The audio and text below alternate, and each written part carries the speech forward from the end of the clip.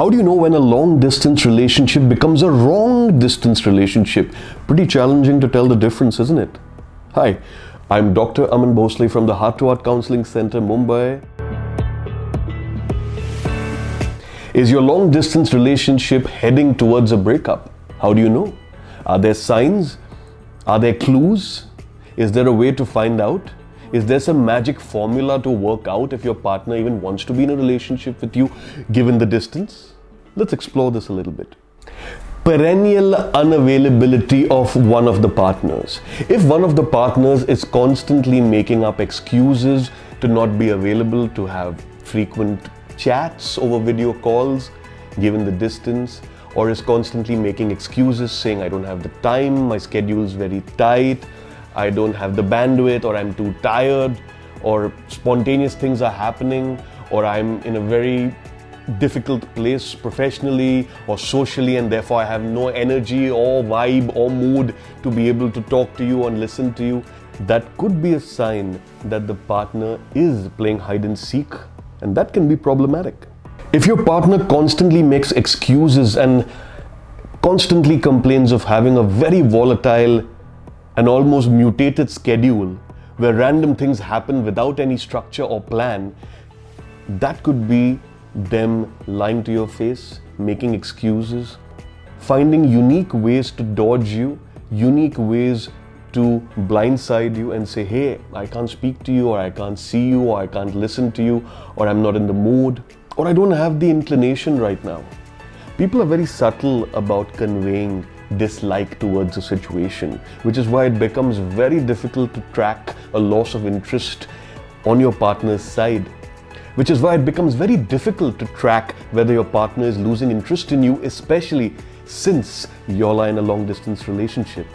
There are two types of long-distance relationships. Open-ended long-distance relationships, which means they can carry on and on and on indefinitely, and close-ended long-distance relationships where there is a separation, a geographical separation, you're in two different locations, but it is indexed to a certain fixed time period.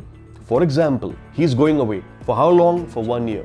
She's going away. For how long? For 4 months. That makes it closed-ended because the period for which one of the partners isn't going to be in the same geographical location is known to the other partner. And that can give hope. That gives you something to look forward to. So, from my experience, it's the open-ended long-distance relationships that find it harder to stay afloat. It's like a boat with a hole in it. It's only a matter of time before someone starts playing the violin and then it's game over.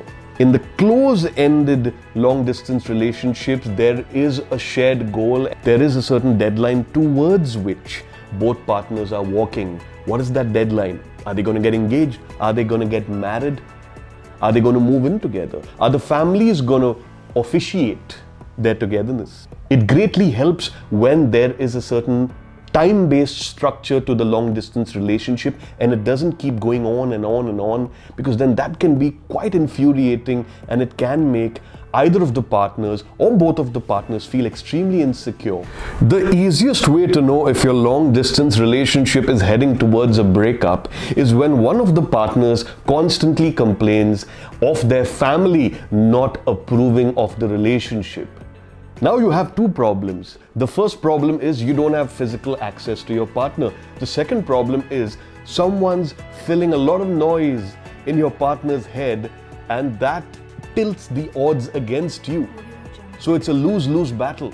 The long-distance relationship is heading towards troubled times if one of the partners or both of the partners talk about it in very indefinite or tentative terms.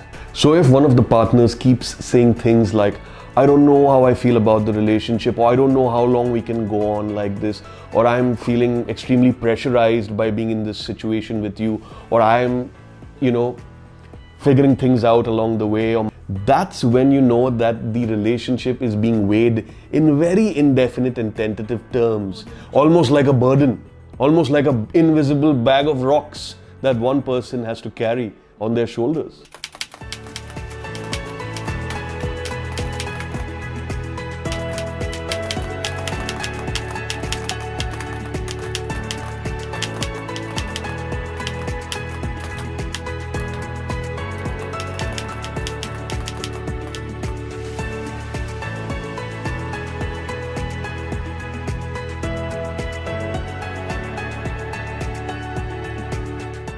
In order to prevent your long distance relationship from fizzling out, occasionally turn it into a short distance relationship, all right? Visit each other often, talk over video calls, plan virtual dates with each other where maybe both of y'all can watch the same piece of content on Netflix and then discuss it. Make an effort to engineer what I refer to as 0 hour, where no one else and nothing else interferes in the interaction that the two of y'all have as a couple with each other. So you know that there's that special time that y'all have with each other for the sake of the relationship, for the strength of the relationship, so that you guys stay solid through all the turmoils that the long distance is going to chuck your way.